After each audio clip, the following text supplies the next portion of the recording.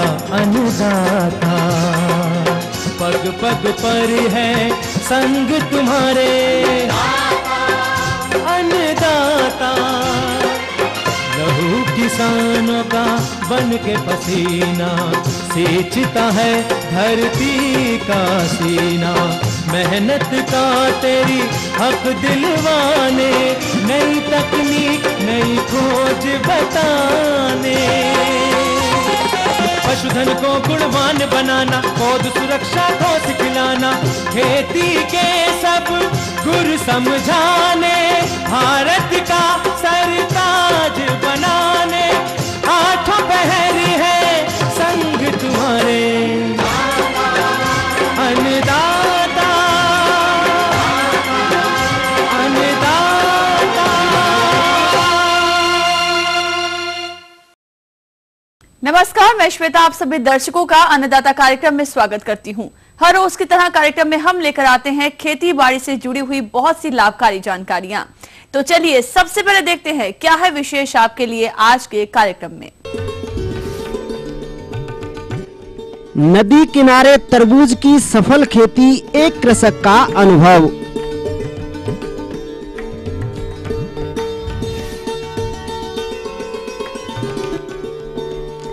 Backyard मुर्गी पालन पर संपूर्ण जानकारी।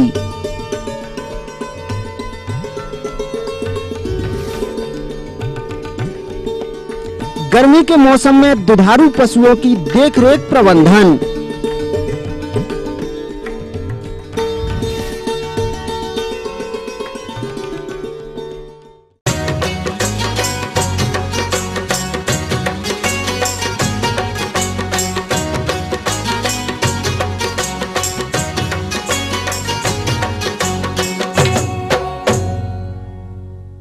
किसान भाइयों, हमारे प्रदेश में अक्सर वर्ष के अंत महीने से लेकर जून जुलाई महीने तक नदियों के किनारों पर बहुत सी भूमि निकल आती है, जिसे हम दियारा भूमि भी कहते हैं।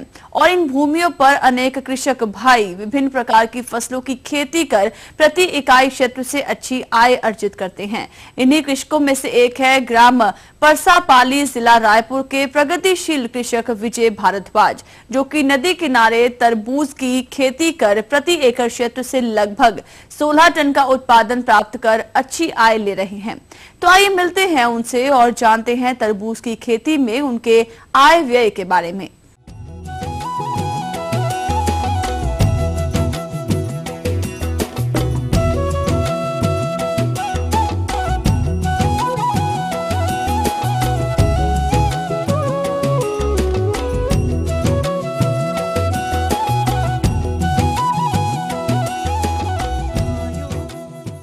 और मैं किसानी तरबूज का करता हूँ। और तरबूज का किसानी में नाली खुदवाना पड़ता है। नाली खुदवाने के बाद उसमें टिबी बनाना पड़ता है।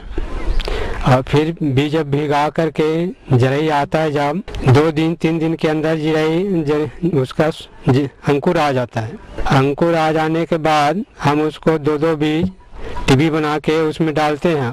उसको फिर ऊपर से मिट्टी डाल देते हैं। मिट्टी डालने के बाद 6-7 दिन के अंदर उसमें 2 पत्ती 3 पत्ती निकल जाता है। फिर उसमें हम मजदूर से साइड में खाद डलवाते हैं, यानी गोबर का खाद डालते हैं। 5 लाइन में 1 ट्रैक्टर खाद डालते हैं। और फिर उसमें यानी सरकारी खाद ग्रोमोर लेते हैं 28-28, यूरिया लेते हैं, पोटास लेते हैं, नमक खाद लेते हैं। उसको फावड़ा से मिला करके एक ही में मिक्सचर करके हम लेबर से या अपने घर के आदमी से उसको थोड़ा थोड़ा लिमिट अनुसार खातू को ऐसे थोड़ा खोद के डालते हैं। उसको फिर वही खातू से दबा देते हैं, दबा के फिर छोड़ देते हैं। फिर 6-7 रोज तक उसका असर उसमें पड़ता है। जब पौधा उसमें जाता है तब वो थोड़ा थोड़ा बढ़ता है। हम पूरा टोटल खर्चा के बारे में बताते हैं। नदिया बीज का खर्चा 6000 रुपया आता है, नाली का खर्चा 6000 रुपया आता है, बीज बुआई का 1000 रुपया आता है, और खाद का 18000 आता है, और 8000 खाद का आता है, यानी सरकारी खाद की आती है। 12000 रुपया खाद डलवाने का आता है, और दवाई जैसे सरकारी दवाई डालते हैं उसका छिड़काव के लिए 20,000 रुपये आता है। माल ढुलाई एक ट्रक भराते हैं उसका 7,000 रुपये आता है। इस प्रकार टोटल खर्चा 80,000 रुपये आ जाता है। हम लोग ट्रक लोड करवाते हैं 16 टन, उसका कीमत 7,000 प्रति टन के हिसाब से बेचते हैं। उसमें हम लोग को 1,13,000 रुपये का कीमत हो जाता है। उसमें लेबर खर्च भी देते हैं। 80,000 तो खर्च हम कट गए, बाकी 30-32,000 रुपया प्रति एकड़ हिसाब से हम लोग को मिल जाता है। इसलिए हम सभी किसान भाइयों को बोलते हैं कि अच्छा खेती करें और ज़्यादा करें, जिसमें लाभ की उन्नति को सभी भाई बढ़ें।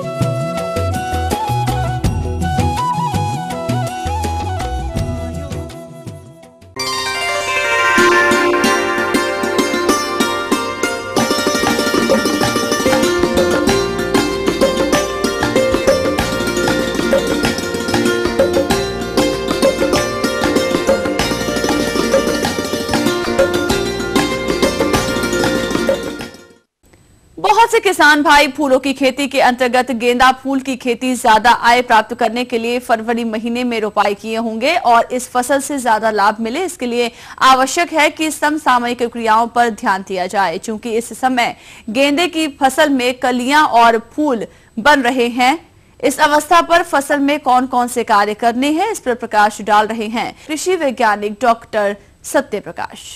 बसंतकालीन की जो हम बुआई करते हैं वो फरवरी में करते हैं और मार्च में रुपाई करते हैं।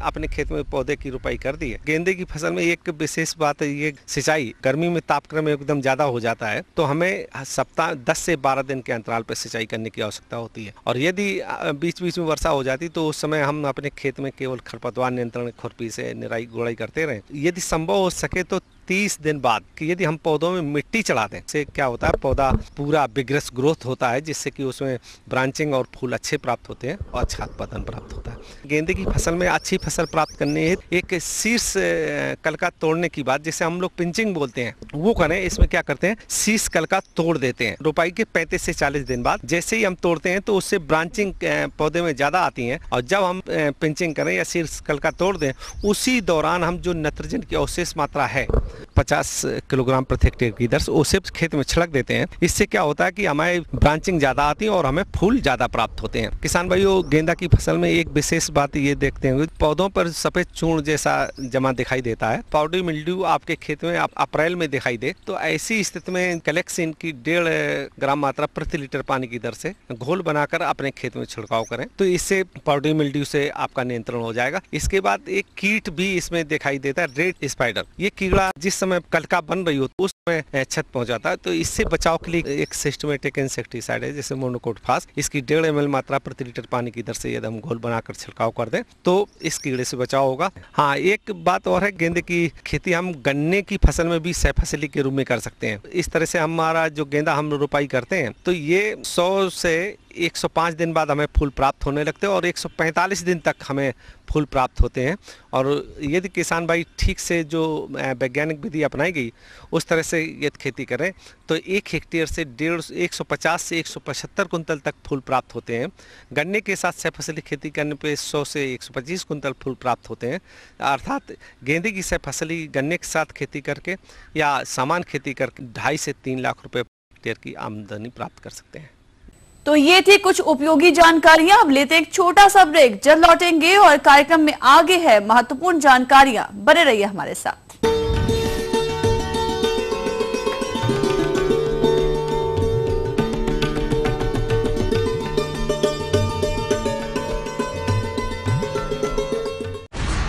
ये नहीं है कोई परियों की दास्तां, ना ही सास बहू की है ये कहानी। ये दास्तां है सच्ची वारदातों की, दिल दहला देने वाले अपराधों की। करेंगे हम पर्दाफाश ऐसे वाकयात का, दास्ताने जुर्म।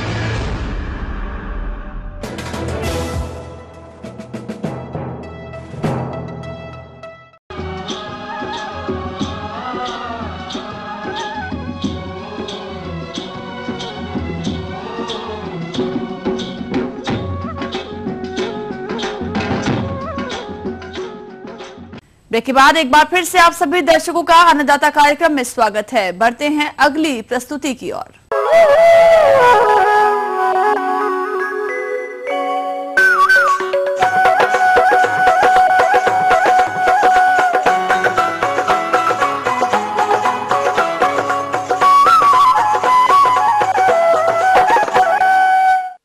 हमारे प्रदेश में लघु और सीमांत किसानों की संख्या अधिक है, जिनकी जीविका केवल कृषि पर ही आधारित है।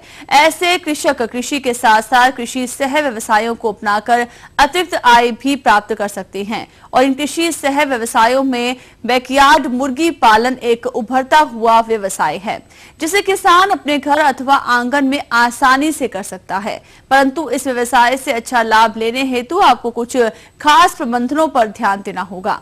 तो क्या है ये खास प्रबंधन, आइए जानते हैं कार्यक्रम के इस अंश के माध्यम से। पिछले 1-2 दशकों से कुक्कुट पालन कृषि व्यवसाय का महत्वपूर्ण अंग बन गया है, लेकिन ग्रामीण क्षेत्रों में इसका विकास अभी पूर्ण रूप से नहीं हो पाया है। ग्रामीण क्षेत्रों में लघु एवं सीमांत कृषकों के लिए छोटे स्तर पर मुर्गी पालन, बैकयार्ड मुर्गी पालन एक लाभकारी व्यवसाय सिद्ध हो सकता है।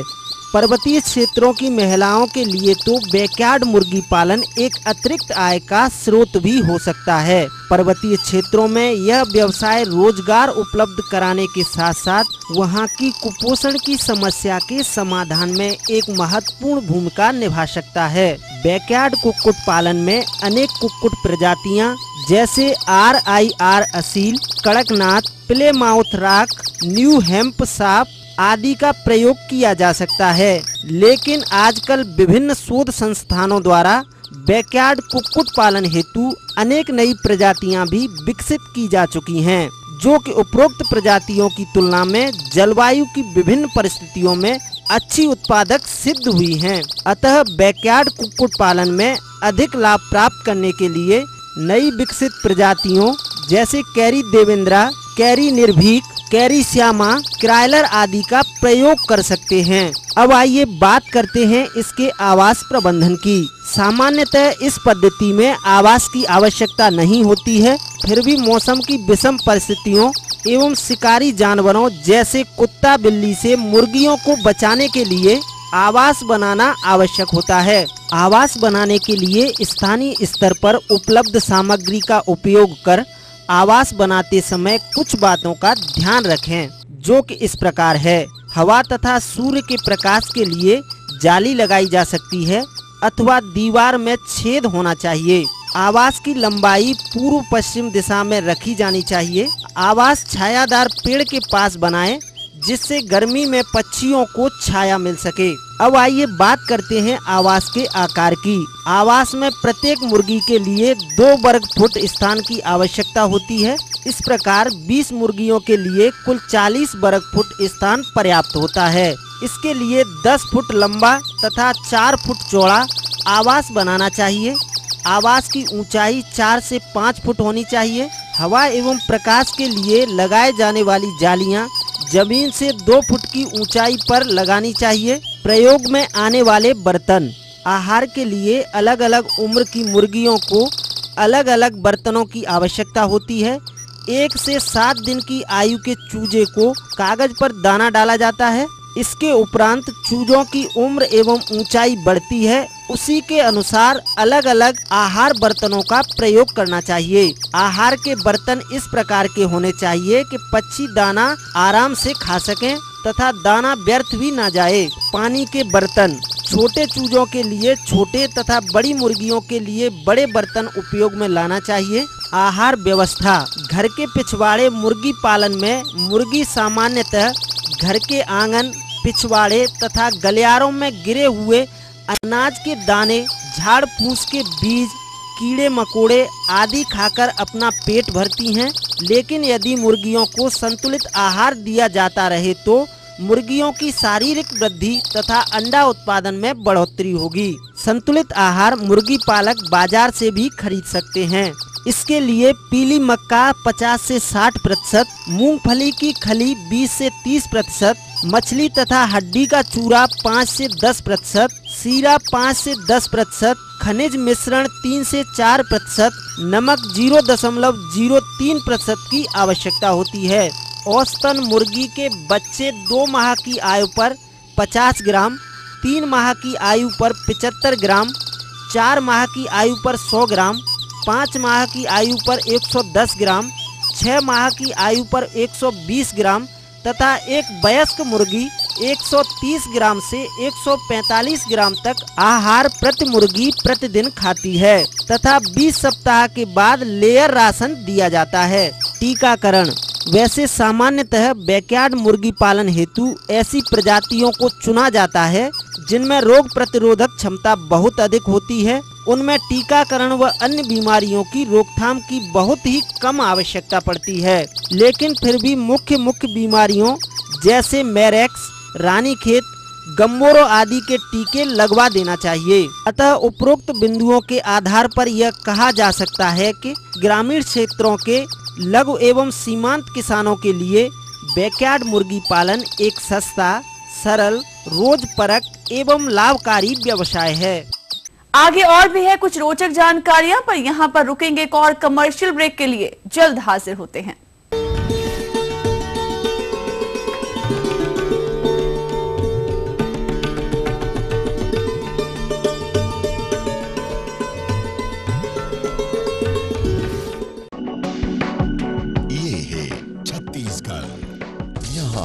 प्राकृतिक संसाधनों का प्रचुर भंडार, जिससे चलती है इकोनॉमी, कारोबार। यहाँ हो कोई मुश्किल पड़ी या खुशियों की हो घड़ी, हम होते हैं मौजूद हर पल हर जगह। इन सब के बीच है कुछ ऐसे ख्याल जो बदलने में जुटे हैं सूबे के सूरत हाल।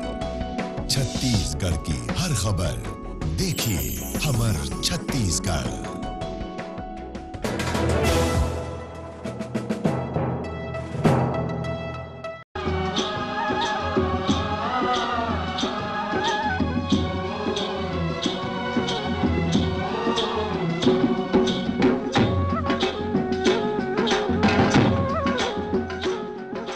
ब्रेक के बाद आप सभी दर्शकों का स्वागत है। चलिए अब रुख करते हैं अगली कड़ी की ओर।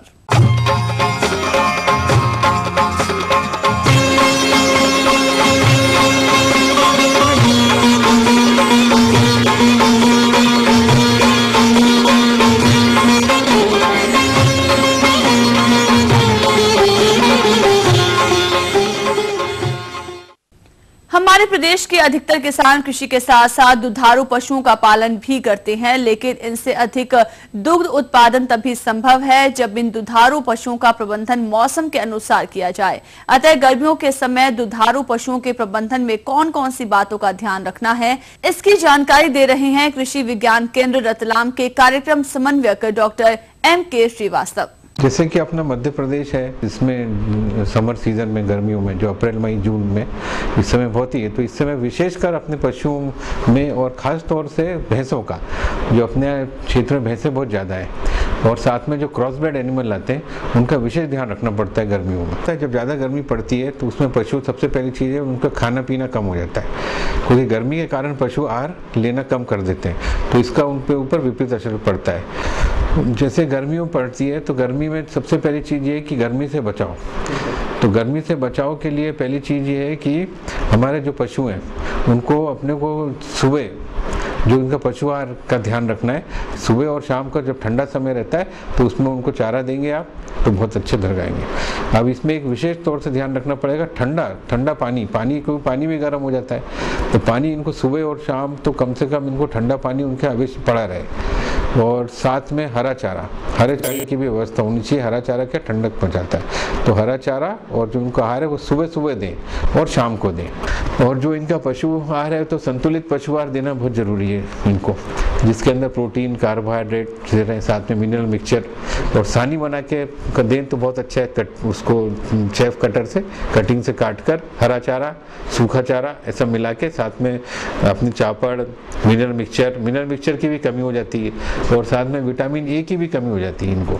तो विटामिन ए के भी अगर एक इंजेक्शन लग जाए तो उनको अच्छा रहता है। गर्मियों में को खाते कम है, खाने पीने से इनको विटामिन ए और इनको मिनरल मिक्सचर की कमी रहती है, तो इसलिए मिनरल मिक्सचर देना जरूरी है। पानी के अंदर कम से कम 50 ग्राम नमक, थोड़ी सी थूली और गुड़ ये मिला के अगर पिला दें तो इससे क्या होगा, तो लू से बच सकते हैं। लू 50 ग्राम नमक ले लिया, थोड़ा गुड़ ले लिया, पानी अच्छा ठंडे पानी मिला के इनको पिला देंगे सुबह अपन, तो दूध बचा जा सकता है। और दूसरा ये है कि जैसे इनको जो बाहर रखना पड़ता है पशुओं को, तो सुबह 7 बजे से सुबह 7-8 बजे से बाहर नहीं निकालें, खासतौर से भैंसों को, तो पशुओं को शेड में ही रखें।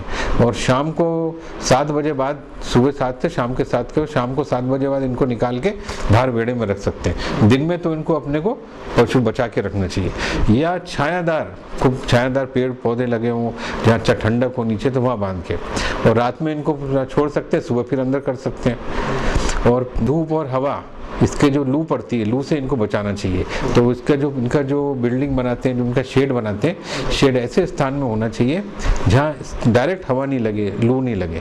तो गर्मी और लू से टेम्परेचर बढ़ता है, तापमान बढ़ता है। अगर शेड खुले हुए हैं तो उनके ऊपर टाटी, जो टाट आती है, इसको पूरी तरफ से, चारों तरफ से टाट बांध के रख दें, और उनको गर्म ठंडा पानी उसमें डालकर, ठंडा पानी डाल लें, तो जिससे कि दोपहर का तापमान वो हो जाए अंदर।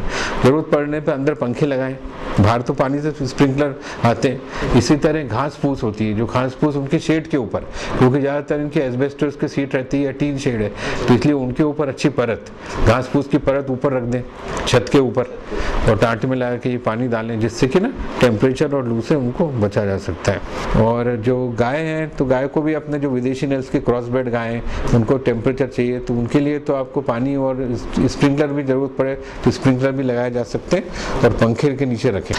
इसी प्रकार इनको, जो भैंसें हैं, कम से कम 11 बजे और शाम को 3 बजे भैंसों को ज़्यादातर नहला दें, तो उससे भी उनका 10% दूध बढ़ सकता है।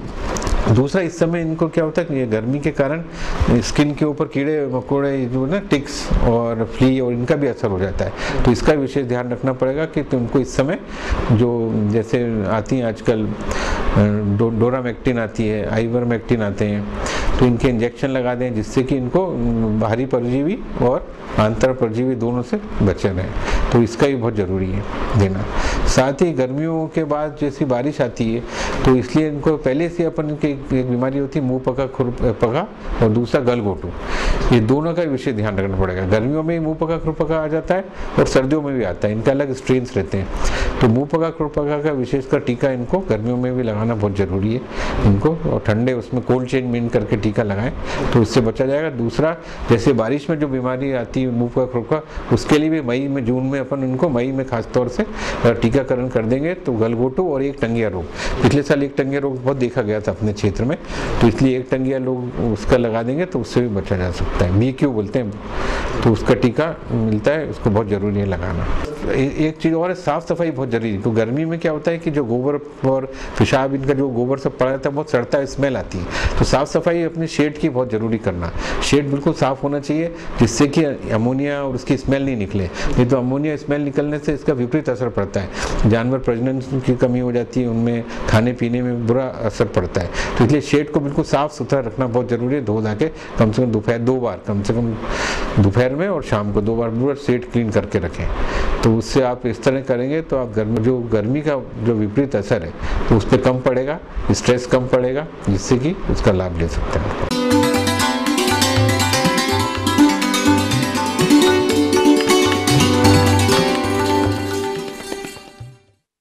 अन्नदाता हेल्पलाइन निशुल्क फोन संपर्क सेवा के माध्यम से आपके द्वारा पूछे गए प्रश्नों में से 1 या 2 महत्वपूर्ण प्रश्नों को हम अपने कार्यक्रम में शामिल करते हैं। इसी के तहत आज का चयनित प्रश्न और उसका जवाब इस प्रकार है। आज हमने जिस प्रश्न को कार्यक्रम में शामिल किया है, उसे पूछा है ग्राम सुहागी, जिला जबलपुर के कृषक होतम पटेल ने। इनके आंवला के पेड़ में छाल खाने वाली इल्ली का प्रकोप देखने में आ रहा है, यह इसके नियंत्रण पर जानकारी चाहते हैं। तो होतम जी, आपकी जानकारी हेतु प्रस्तुत है कार्यक्रम का यह अंश। आंवले में मेरे पीछे जो पेड़ लगा हुआ है, या आंवले का पेड़ लगा हुआ है, और इसमें जो है सबसे ज़्यादा जो प्रकोप होता है वो होता है इंडरबेला नाम का एक छाल खाने वाली इल्ली नामक कीट होता है। जिसकी भारतवर्ष में करीब 12 प्रजातियां पाई जाती हैं। और इसका आक्रमण जो होता है वो ये जो मुख्य तना होता है या जिसको हम ट्रंक कह सकते हैं, और उसके साथ साथ जहाँ से 2 शाखाएं जुड़ी रहती हैं उसके जोड़ पर जो है छेद बनाते हुए जो है इल्ली उसमें पहले तो छाल को खाती है प्रारंभिक अवस्था में, और उसके बाद वो इल्ली बढ़ते हुए फिर तने में छेद बनाती है और उसमें अंदर खाती है। इसका सबसे बड़ा पहचान ये है कि इसमें इल्ली के द्वारा बारीक बारीक कटा हुआ छाल, उसके साथ में कुछ इल्ली का जो एक्सक्रीटा है या मल है उसको मिलाकर एक सिल्कन रूपी फीते के रूप में जो है निकलती हुई कुछ रचनाएं उस छेद से दिखाई देती हैं, और इससे इसको देखकर पहचाना जा सकता है कि इसमें छाल खाने वाली इल्ली का प्रकोप हुआ है। जहाँ तक इसके प्रबंधन का विषय है तो इसमें सबसे पहली चीज़ तो ये है, सबसे पहले इसमें ये बताना चाहूँगा कि फरवरी मार्च के महीने में ये जो कीट है ये निकलता है इसी छेद में जो इसमें प्यूपेशन हुआ रहता है या शंखी अवस्था रहती है, क्योंकि इल्ली की जो अवस्था है करीब वो 10-11 महीने की होती है और 10-11 महीने तक इल्ली जो है पौधे को क्षतिग्रस्त करती रहती है। तो इसका देखा जाना बहुत आवश्यक है, अन्यथा जहाँ से शाखाएं निकली हुई हैं उन जोड़ों पर जो छेद हैं या जो मुख्य तने में छेद हुआ है उसके कारण जो भोज्य पदार्थ हैं वो पौधे को ठीक से नहीं मिल पाते और पौधे की विकास जो है वो रुक जाता है। उसको देखना जरूरी है, और जिस तरह की मैंने स्थिति बताई है उस तरह की अगर स्थिति दिखती है तो वो जो फीता रूपी जो सिल्कन थ्रेड बना हुआ है उसको निकाल कर उसके छेद में एक लोहे का तार, उसकी सहायता से भी उसको अंदर अगर हम डालते हैं उस छेद में तो उसकी सहायता से इल्ली को मारा जा सकता है। उसके साथ में जैसे मिट्टी का तेल है या पेट्रोल है, इसमें अगर हम एक रुई का फोआ जो है उसको भिगा लेते हैं और उस छेद की सहायता से, उस तार की सहायता से उस छेद में फोए को घुसेड़ते हैं अंदर, और उसके बाद फिर उसके ऊपर मोम पिघला के उसमें डाल देते हैं या फिर जो गीली मिट्टी है उससे उसको जो छेद है उसको बंद कर देते हैं। इसके अलावा दवा का भी प्रयोग किया जा सकता है, नुवान नाम की जो दवा आती है उसका भी प्रयोग इसमें किया जा सकता है, और जो दवा का घोल है उसमें रुई डुबाकर उस छेद के अंदर उस तार की सहायता से डालकर जो है ऊपर से उस छेद को हम बंद कर देते हैं तो वो इल्ली जो है, इल्ली की अवस्था अंदर मर जाती है और उसके बाद जो है इसका प्रकोप समाप्त हो जाता है। अच्छा, दूसरी इसके बारे में एक चीज़ और ये बोलना चाहूँगा कि ये केवल आंवले के पौधे में नहीं बल्कि किसान भाइयों ने देखा होगा हमारे बिही के पौधे हैं या फिर अनार के पौधे हैं, इसके साथ में मुनगे का पौधा है, इन सब पौधों में भी वृक्षों में तक इस जाला बनाने वाली इल्ली का प्रकोप होता है, तो इसका देखा जाना बहुत आवश्यक है। अब आइए देखते हैं कल दिखाए जाने वाले कार्यक्रम की मुख्य झलकियां। नदी किनारे तरबूज की सफल खेती, एक कृषक का अनुभव भाग 2।